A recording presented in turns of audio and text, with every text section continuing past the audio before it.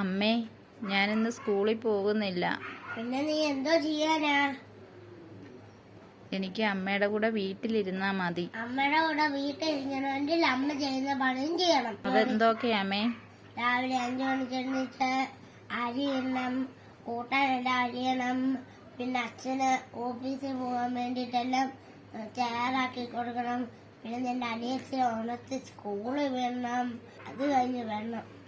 പിന്നെ പാത്രം കഴുകണം, തൂത്ത് വേണം, തുണി അലക്കണം. നമ്മളൊന്ന് ഇരിക്കാന്ന് വെക്കും വരെ പോയവരെല്ലാം ഇനി തിരിച്ചു വരും. വരുമ്പോ ചായ നടത്തണം, വൈകിട്ടത്തേനുള്ള എല്ലാം റെഡിയാക്കി വെക്കണം. കഴിച്ച പാത്രം കഴുകി വെക്കണം. എല്ലാം കഴിഞ്ഞൊന്ന് ബെഡിലോട്ട് കിടക്കും. നമ്മളെ രാവിലെ എണീറ്റ് 5 മണിയാകുമ്പോ എണീക്കണം.